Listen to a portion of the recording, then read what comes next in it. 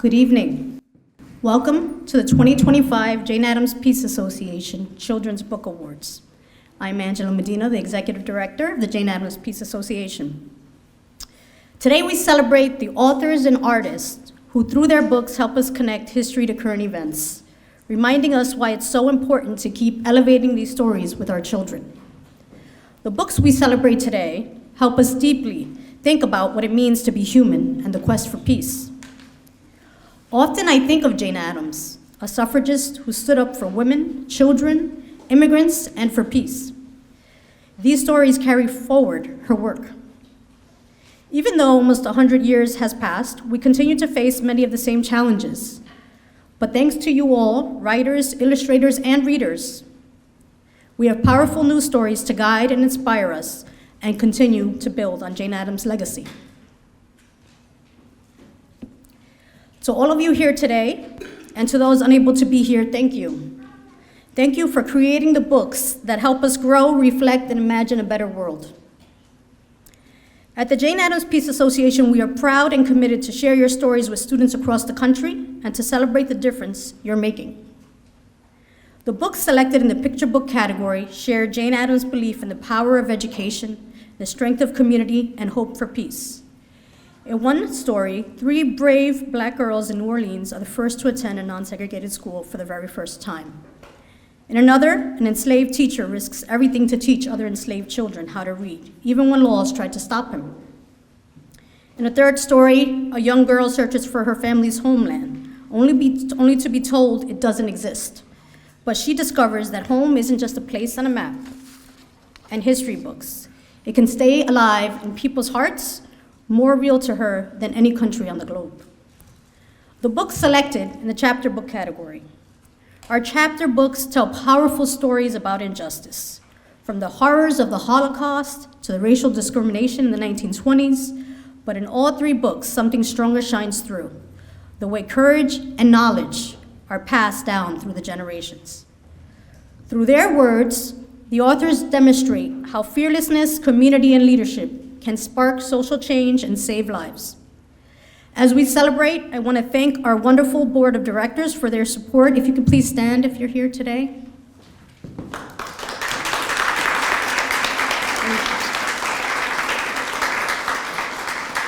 I'm so glad several of you are here with us. Most importantly, a huge thanks to the selection committee. They spent countless volunteer hours reviewing hundreds of books to help us choose these incredible stories. Can you please stand to be recognized?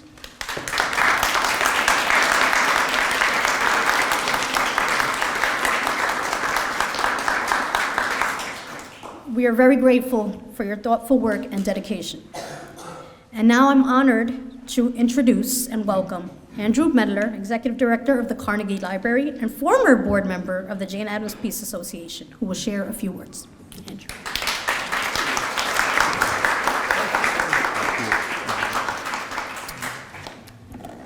Good evening, everyone. Good evening. Welcome to the library. Yes. I'm so glad you're here. Thank you all for coming. It is truly an honor and a great distinction and a thrill for CLP to welcome you and to host this year's presentation of the Jane Addams Children's Book Award. You know, we have a lot in common, CLP and Jane Addams Peace Association. Equity is a foundational practice of the Carnegie Library of Pittsburgh. And it is an essential part of the mission of the organization that you all lead and use to make such a difference to so many children across this country. It's a thrill. Yes, please. And it's also a great thrill for me personally as a former board member of the Jane Addams Peace Association. I have had an association with this association for many years, not quite all 70 plus years of it, but many, including attending the announcement of the awards back in the day when that announcement was held at Jane Addams Hull House in Chicago. And since that time, I've been so impressed by and in love with and committed to the work that this association does, the impact that, again, we have on so many children across this country. And so when I came to Pittsburgh then several years ago, I kind of felt like I was having an experience that some of the grown-ups in the room may recognize as when you're introducing a new beau to a great friend. And so I thought, well, I'm going to introduce the Jane Addams Peace Association to Carnegie Library of Pittsburgh. And it's going to be wonderful, and they're going to love each other because they have so much in common. But I'll tell you what, and this is so Pittsburgh.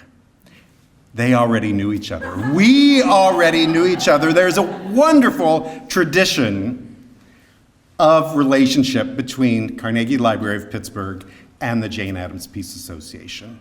So I am joined by several former board members who are also Yinzers who are in the room. Would you please stand to be recognized as well? Yeah, you knew I was going to make you stand up. Thank you, and we're also, and our other colleague Zia, who's in the other room with the youngest book lover in her family. So this is just such a wonderful continuation of the relationship that we have together. So thank you for this. Thank you to the fabulous Angela and the entire team. Thank you to the book creators who we honor and celebrate for your work and vision and passion. Thank you to our wonderful friends at Stories Like Me who do so much to bring the stories of all children to all Pittsburghers.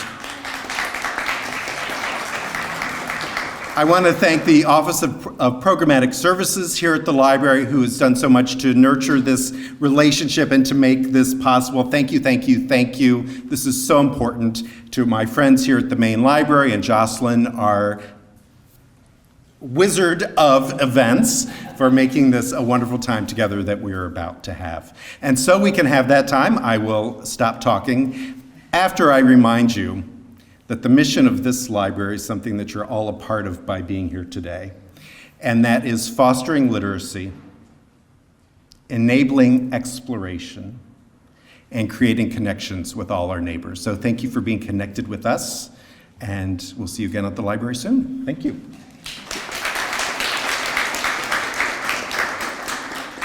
We love Andrew. He's great. Now I would like to introduce Ross Jordan, who is one of our board members, who will say a few words from the board. Ross.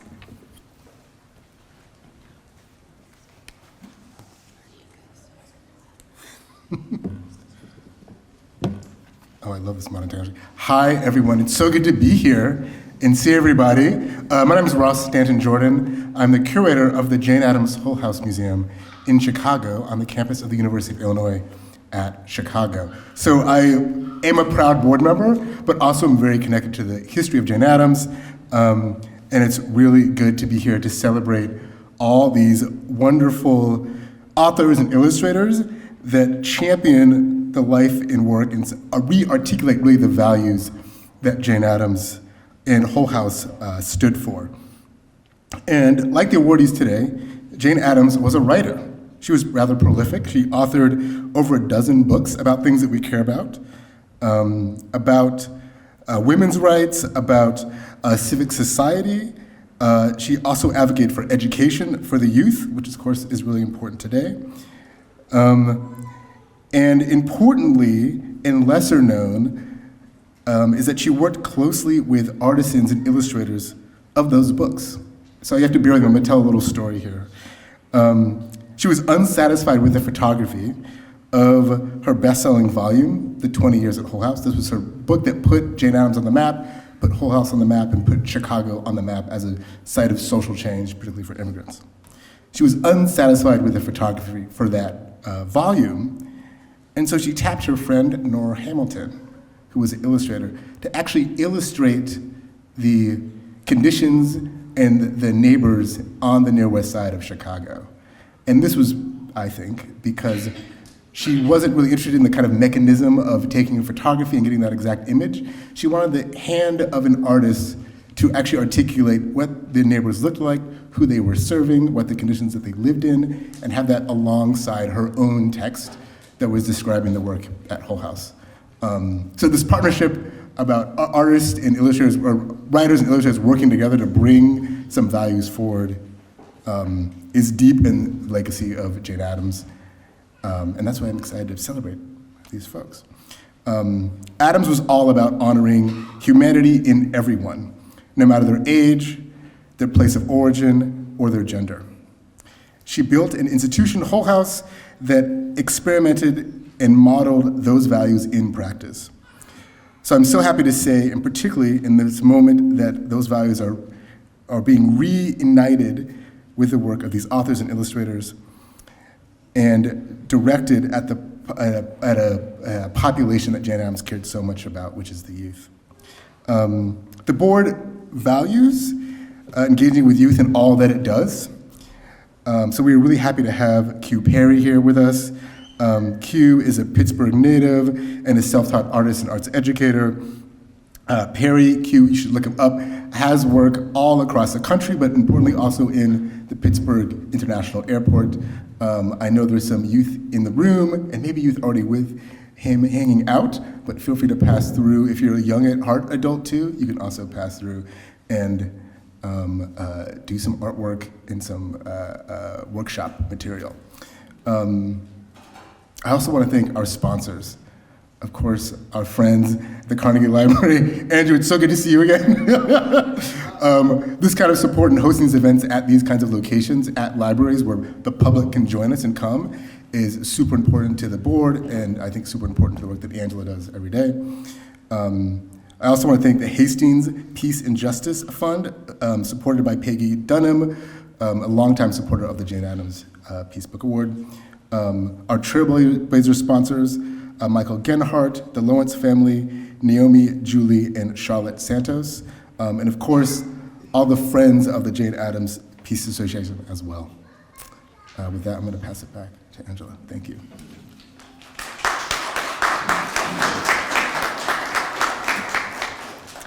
Now, I would like to welcome Amina Chaudhry, who will introduce our first book in the picture book category.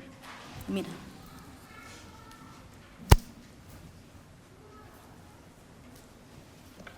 Thank you, Angela.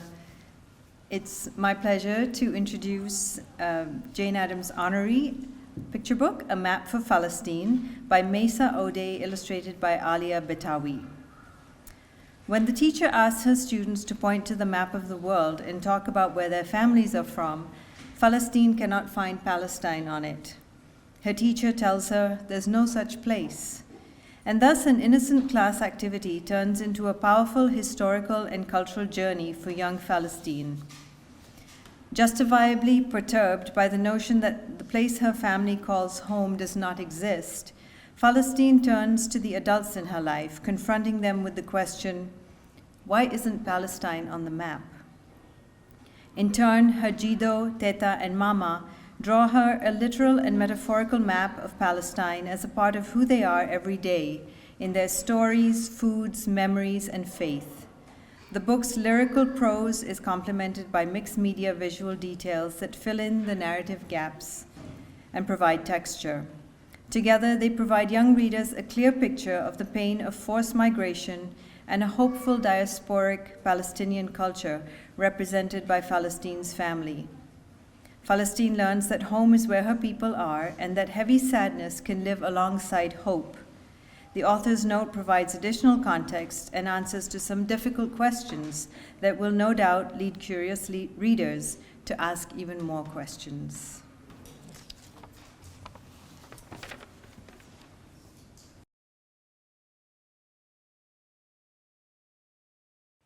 Hello, my name is Maysa Odeh. I'm the author of A Map for Falasteen, and I'm joining you from California to say thank you from the bottom of my heart on behalf of myself and the illustrator, my friend Aliaa Betawi, for choosing this book as the honoree for the Jane Addams Children's Award. When I wrote this book in May of 2021, I didn't dream that it would get to the point that it's at now. I thought I would be self-publishing. I thought nobody would want to publish a Palestinian story. I was acutely aware of the dehumanization of my people, of the suppression of Palestinian voices in publishing. And while I believed in my story, I didn't know how it would reach the readers that it needed to get to. I wrote this story during one of many assaults on Gaza, but it was my first time witnessing an assault as a mom, and that was what spurred me to write this book. And now it's been published during a live stream genocide that we can all see that disproportionately affects children. And so receiving an honor like this, it's bittersweet. I recognize the importance of a book like this reaching a mainstream audience and getting more exposure through honors such as this one. At the same time, Palestinian children are being exterminated in record numbers. And that weighs very heavily on my shoulders as an American and as someone who writes for children. So my final words to you are to please join me in calling out the insanity of what's taking place. Every child deserves to live. Every child deserves to be safe in their bed and not worry about a bomb dropping over them. We've been witnessing this for more than 15 months now. Book bans are intensifying. The censorship of Palestinian voices and their allies has intensified. People are being deported. People are losing their degrees for speaking out against something the entire world should be in opposition to.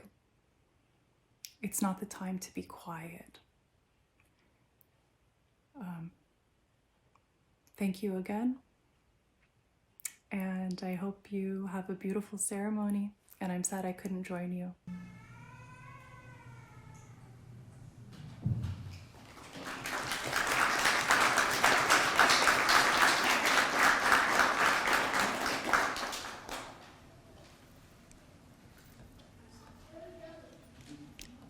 Next, I would like to introduce Heather Matthews, who will introduce our next book.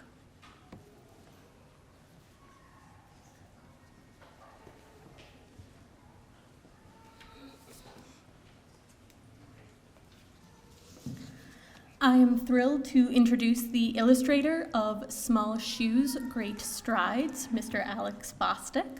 Mr. Bostic is a nationally renowned artist who trained at both the Pratt Institute and Syracuse University before embarking on an award-winning career spanning over 40 years. Some of his more recent accolades include illustrating the book Free at Last, a Juneteenth poem, which was later selected by the Society of Illustrators to be featured at a national showcase, being named one of 2023's Distinguished Educators by the Society of Illustrators, giving a TEDx talk on the topic of educating artists, and having his portrait of Edmonia Lewis selected to appear as a USPS stamp.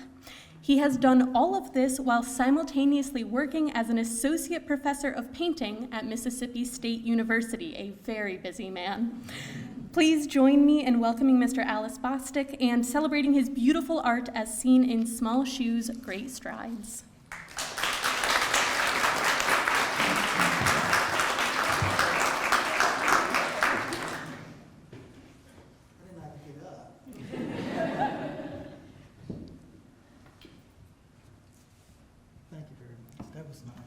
Oh, wow, a plaque. With my name on it. With my name on it. All right, I started my journey as a kid. If anybody saw my TED Talk, it was about when I was a kid and I got kidnapped by the fire department of New York City for playing with matches. And So they gave me a paper and pencil instead of matches to occupy my time. So they took us in the fire truck, my older brother and I, brought us back, and then we started drawing fire trucks. My older brother's fire trucks was better than mine, so I started crying. And so he decided to teach me how to draw fire trucks. Fire chief told us to bring it back the next day. And I told my brother, come on, let's go. We have to take the artwork. He said, no, take mine, so I'm not going.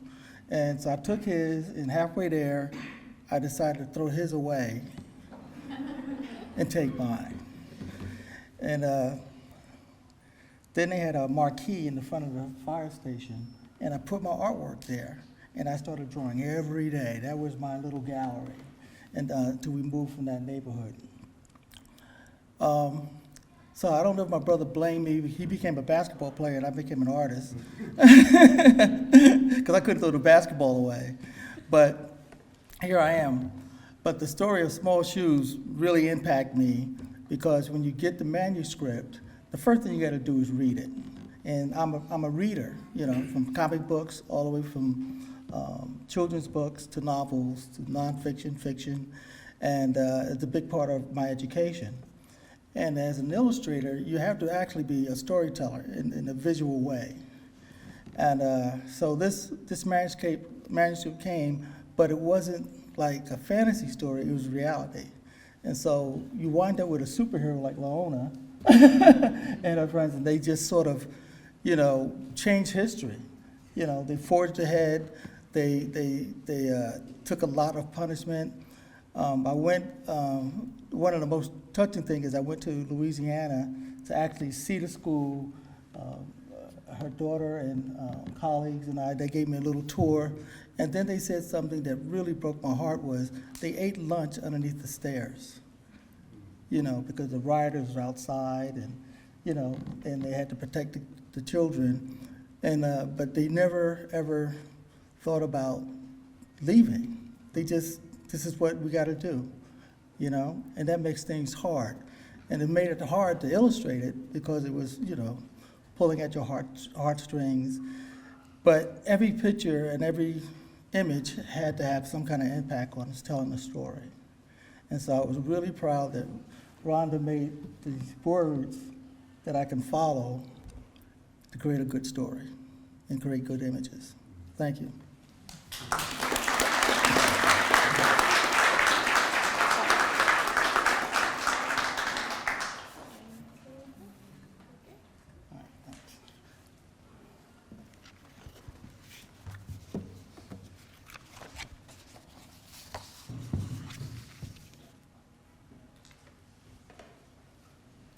It is my absolute pleasure to next introduce the author of Small Shoes, Great Strides, Miss Vaunda Micheaux Nelson.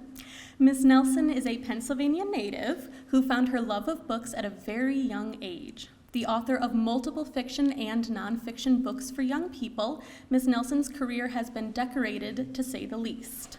She has been honored several times by the Coretta Scott King Book Awards with commendations, honors, medals, and glowing reviews from trusted experts in the field.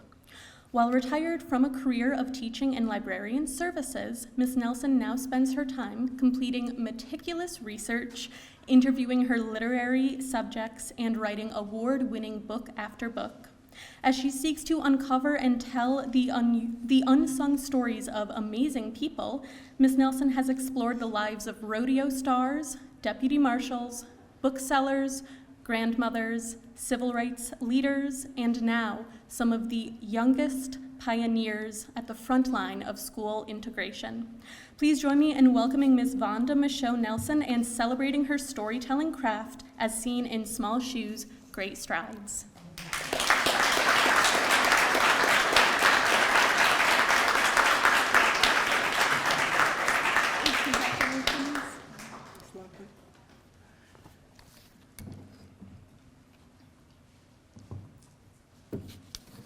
Good evening. I grew up in the Pittsburgh area, she said, and attended library school just around the corner at the University of Pittsburgh. And my very first job was right here at the Carnegie Main Library.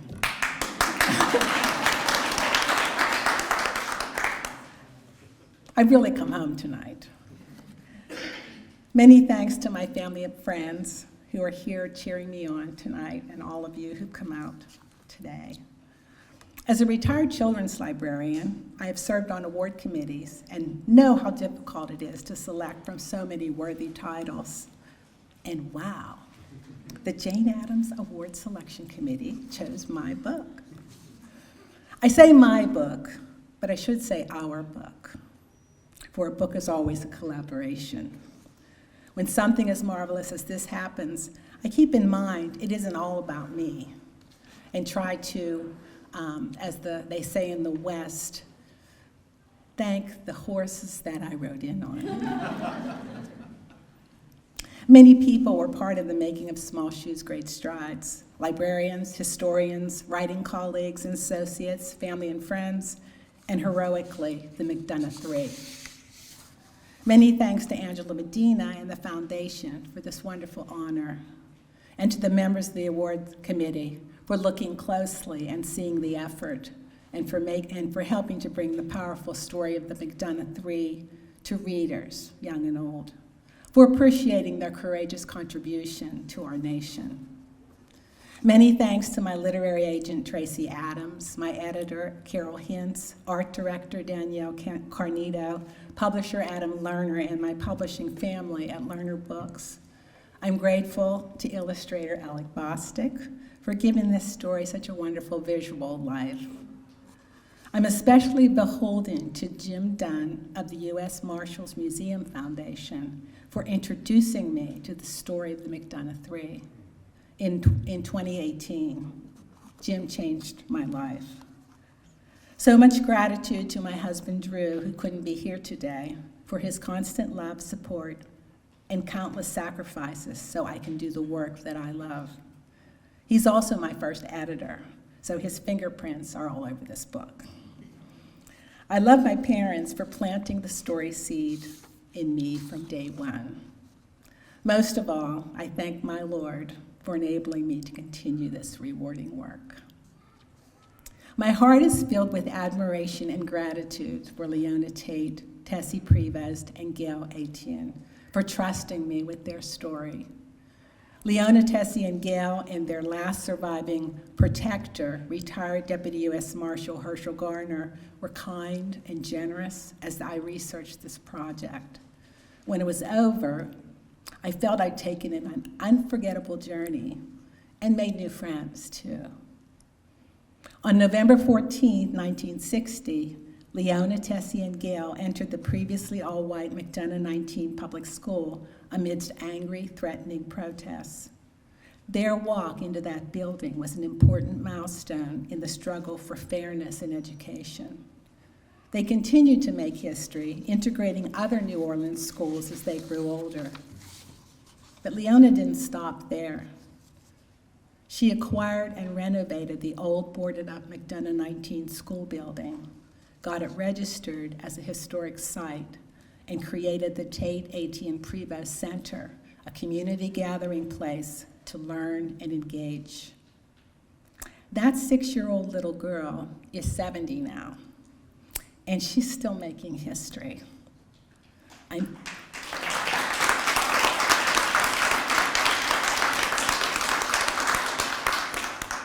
I'm thrilled to tell you, you probably already know, that Leona Tate traveled all the way from New Orleans to be here tonight.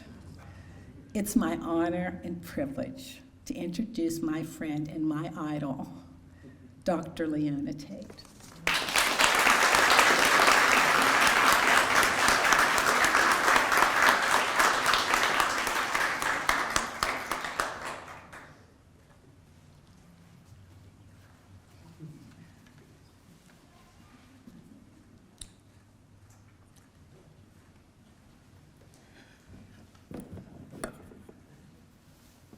I never thought that would happen.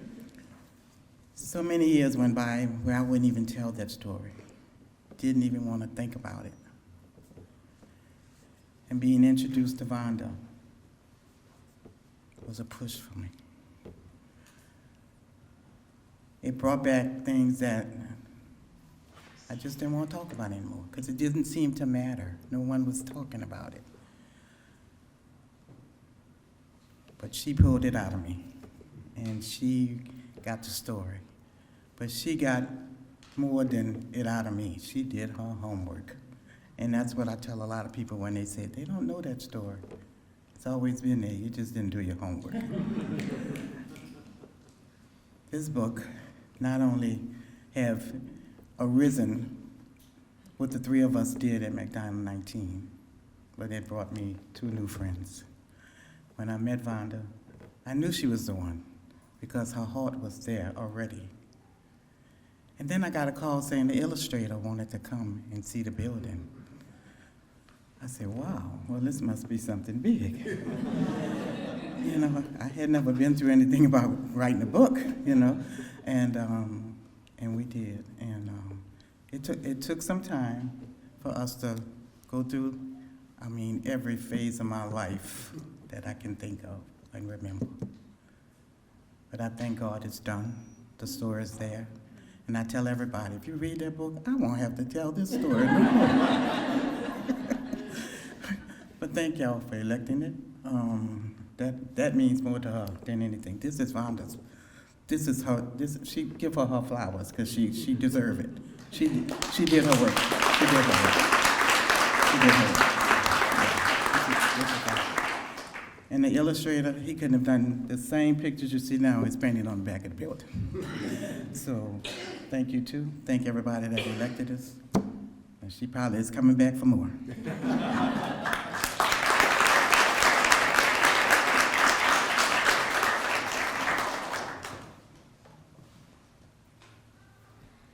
For anyone, if you have any future trips to New Orleans, please check out the museum. Next, I would like to introduce Anthony Whaley for our next book.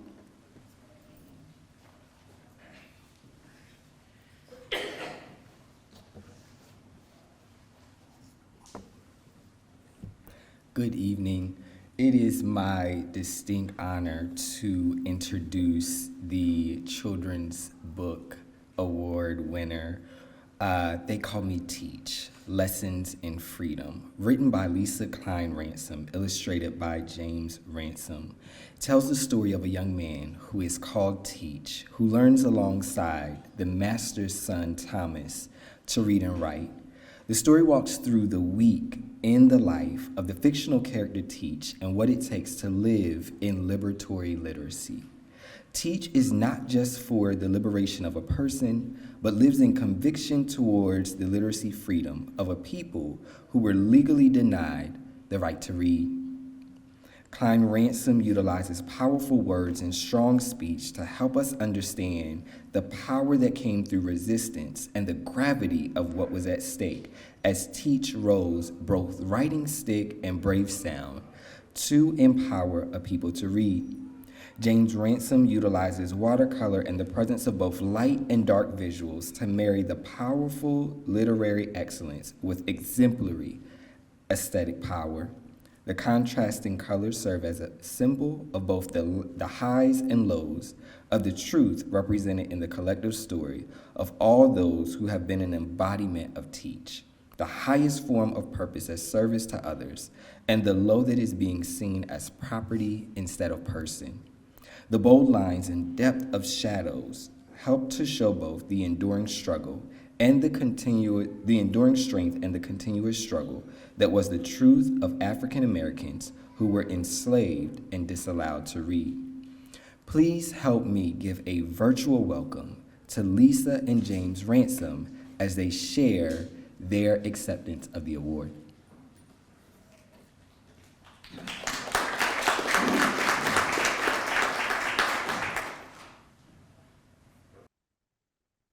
We're so sorry for not being able to join you for today's ceremony. James and I are currently traveling with the Examine Life program in Greece, where we are exploring the ancient ruins of Athens and Corinth, discovering the inner lives of mythological gods, and discussing with scholars the roots of what now seems like an ancient artifact, democracy. Discovery is what we love most about researching, crafting, and sharing stories from history. And it is how we came to the story They Call Me Teach, Lessons in Freedom. As readers discover the power of literacy in Teach's story, our hope is that they can also realize the power within themselves to implement change and make a difference in their own communities. Our deepest appreciation goes out to everyone on the Jane Addams Committee for this incredible honor. The mission of both Jane Addams and the Peace Association is a reminder both of the powerful work that has been done and the work we must continue to do in the name of community, humanity, and creating a world strengthened by peace.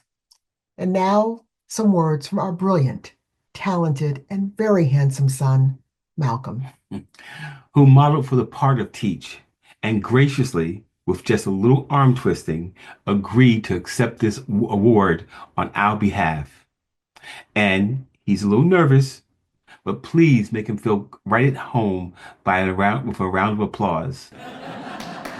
Thank you all so much. Malcolm.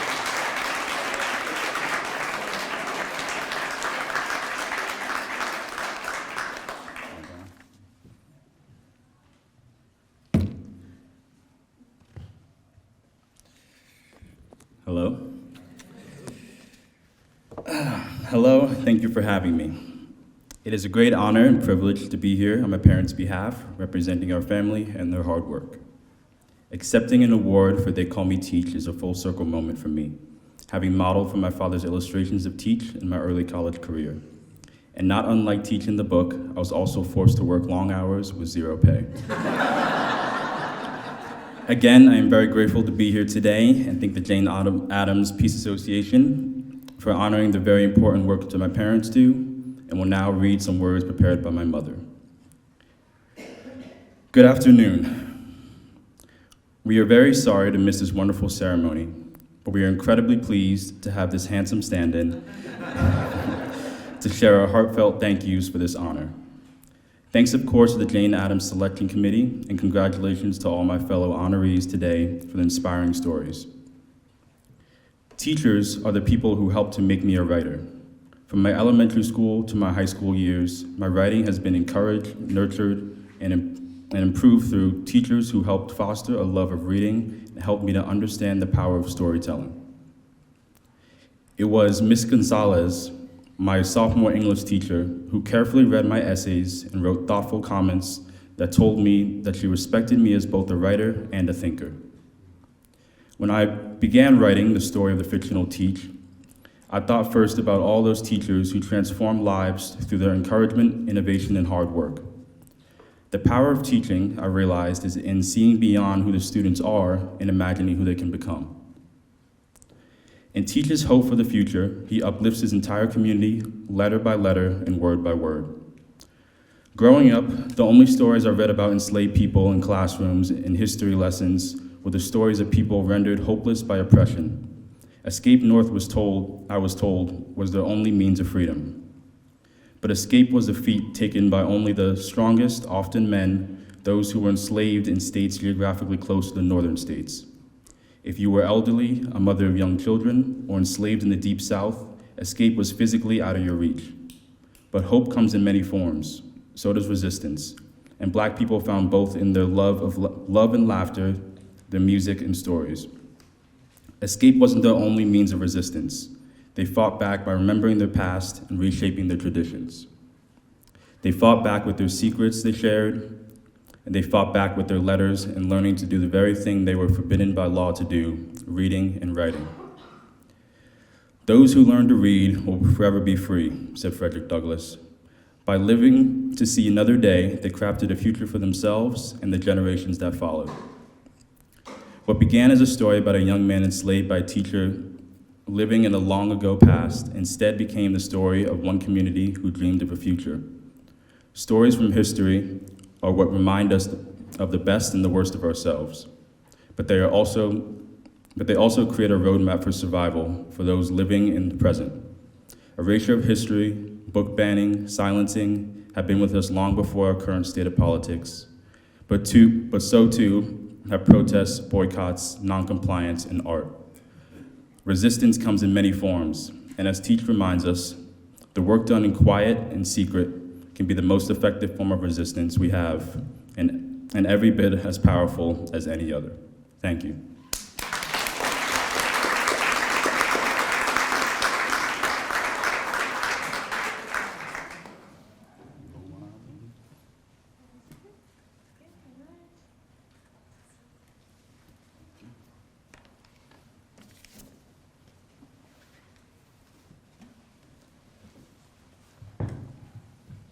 I'm just waiting any minute now. I'm gonna trip over those chords and you guys cannot laugh at me.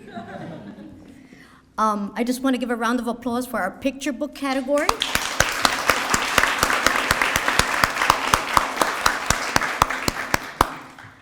And now with our chapter book category, I would like to introduce Amy Heath.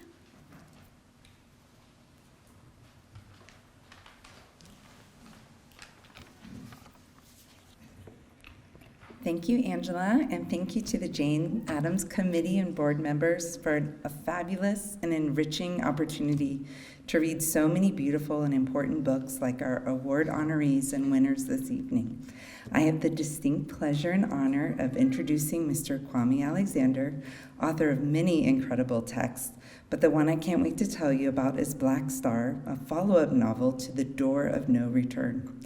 This book hits every criteria for our award and is an absolutely riveting, educational, and emotional middle grades novel in verse about a young girl, Charlie Cuffey.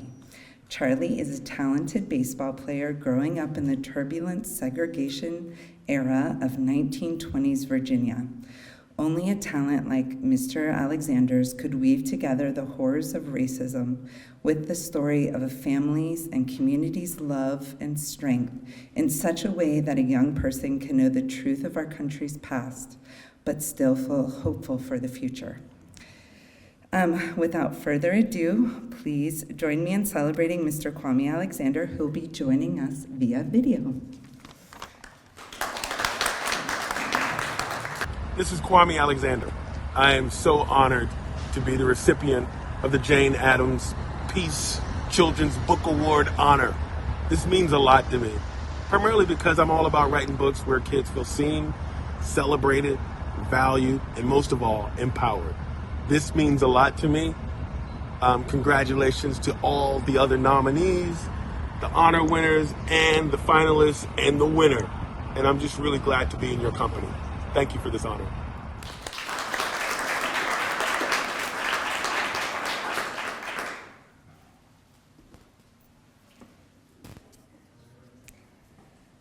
Anthony. Next we have Anthony again, who will introduce another one. Thank you.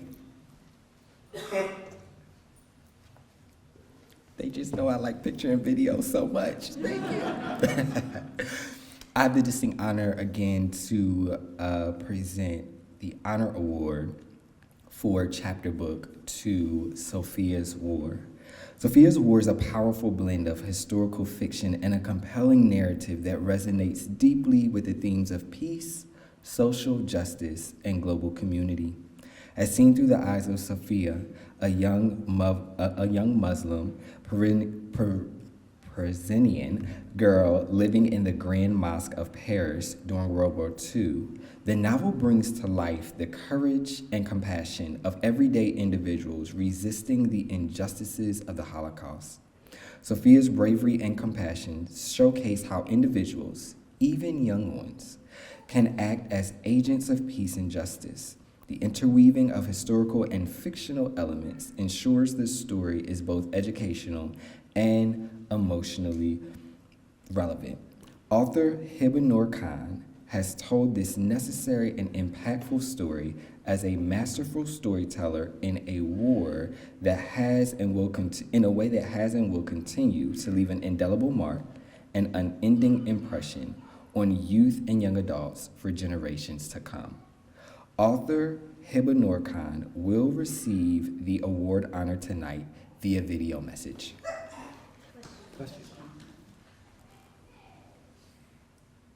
Hi, I'm Hiba, the author of Safiyyah's War. I want to extend my heartfelt gratitude to the judges, the committee, and everybody involved in this incredible recognition of my debut novel. This honour is one that I will cherish and treasure deeply for the rest of my career. And of course to Anne Hoppy, Linda Sue Park, and Aliaa Books for bringing Safiyyah to the States in the first place. All my thanks. This is a book about resistance. Resistance to oppression, inequality, and darkness. The resistance of the Grand Mosque of Paris against the Nazis in World War II that saved hundreds, maybe thousands of lives. My intention in writing the book was that it would not only be a story about resistance, but the story would be resistance itself. And I'm taking this recognition by the beautiful and important Jane Addams Award as a sign of fulfillment of this. The award stands as a beacon, as a lighthouse in our strange, polarized and chaotic world in which some lives seem to matter a lot more than others still. When I first heard the news of the honour, I imagined Safiyyah meeting Jane Addams, perhaps taking her for pastries and mint tea. They would get on instantly, discussing all of the soft and gentle, roaring and raging forms that courage can take, their words laced with kindness, a brilliant flame in their eyes. Safiyyah's community from the Grand Paris Mosque taught me what it means to truly be human, that the most precious, sacred and important thing in all of existence is life. Whether it resembles your own or not, whether they have a red, green, black passport or no passport at all, whether they speak English or Swahili or Arabic or French or sign language or no language at all. To protect and nourish a human life is the highest honour. And as per the shared tradition in Jewish and Muslim faiths, whoever saves a single life, it is as if they have saved all of humanity. Safiyyah and co showed me the importance of being patient with your heart and the hearts of others, how to begin picking up the shattered shards of yourself as they lay around you on the floor. That even on the darkest, bleakest night, hope twinkles on, even though it may seem impossible at first glance. That even when all the odds are pitched against you, standing for truth and goodness can still set miracles in motion. And that is why we write. And this honour is a wholesome and profound encouragement to continue on this quest. So once again, from the bottom of my heart, thank you.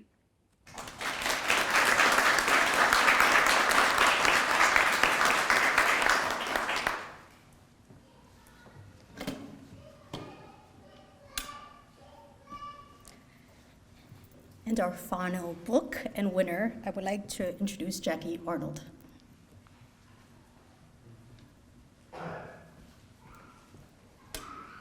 Oh, good evening, everyone. It is such an honor to be here and to get the opportunity to introduce Not Nothing to you, written by the amazing Gayle Forman.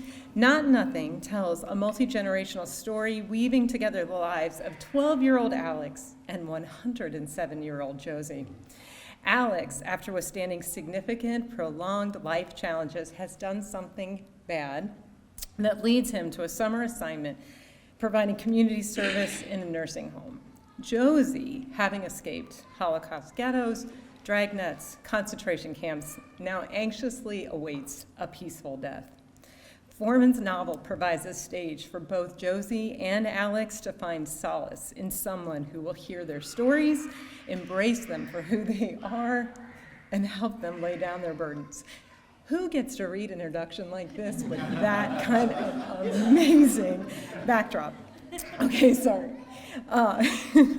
As they slowly build trust and share with each other their stories, the reader must wrestle with the reality that life is often terrible and unfair, and yet this novel reminds us all of the powerful opportunities that come from connecting with others, having compassion, and finding ways to forgive.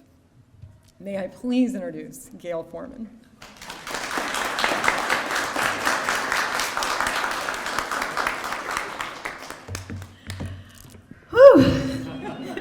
Good evening. We're almost done, everybody.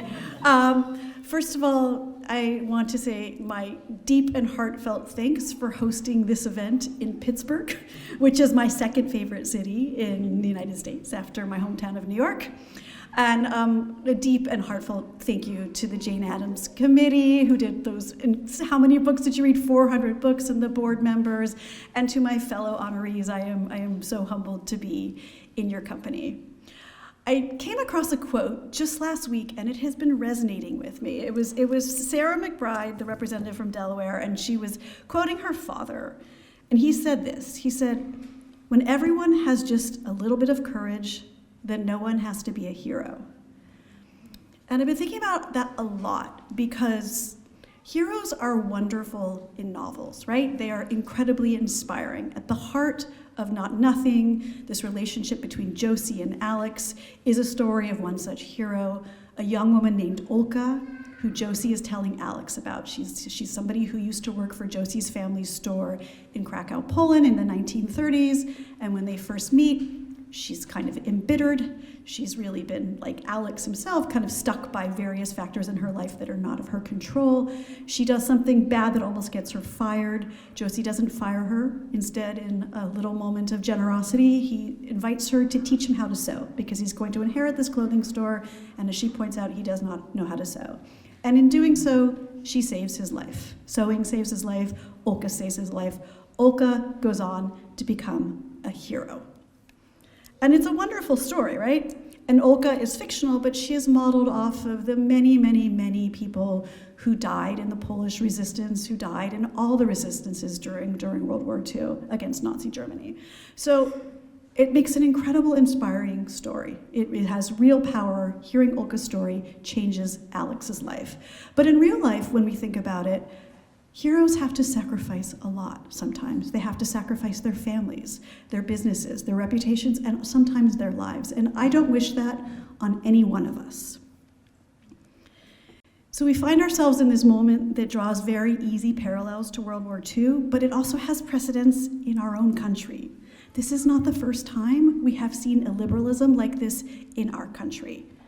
Nor is it the first time that we have seen free speech stifled, we have seen due process upended, or have seen people feared and cowed into submission. We have seen this in our country before, and we have also seen these moments overcome. And I think partly when people, lots and lots of people, collectively come together with small acts of courage. It prevents anybody having to be a big hero, which often means a martyr. Back to this idea of Alex hearing this story and how hearing this story of this woman who was a hero and paid for it changes his own life, because that is the power of story. Everything is a story. Money is a story. Democracy is a story. Power is a story. Tyranny is a story. Story's power, it derives from our belief in it. And we are at a moment in time when the story that we are seeing in our country seems absolute, that this power is absolute, that the road that we are on is inevitable. And that leads us to more fear and more silence and a more obeyance. But it is just a story. And we collectively have the power to say, not this story, not on our watch, not in our country, not now. It takes little acts of courage from all of us to say no. And when we do this, we have the power to shift that story and to tell a story of a country that we want to create. We can call the emperor naked, and we can collectively write a new story grounded in love. But to do this, we all have to have a little bit of courage. I think Jane Addams knew this, right? She was a pacifist, but she was not passive. Anything but. She understood that the world she envisioned did not come by merely wishing it, but by doing the work. And she understood the necessity of doing this work with children and for children who are already courageous. They don't need to be told to be courageous. They need to be encouraged to be what they already are. So I am deeply and sincerely humbled to accept this award at this point in time, to honor it and Jane and all of you. And I promise to have a little bit of courage and try to rise to the occasion of my life every day, and I invite you all to do the same. Thank you.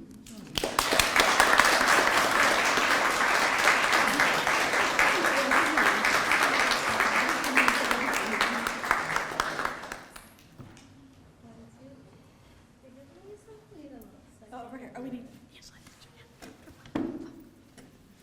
It's because I got pink on it. Thank you. Thank you, everyone. We are gonna take a break. I would like to round of applause for all of our winners and honors. And thank you again to the selection committee for your service. We're gonna take a break. We have a wonderful display in the back. You're welcome if you're interested in a raffle, or if you adults would like to purchase a book. Stories Like Me is here to sell books. And for any adults with children, we have a book giveaway for your children. So.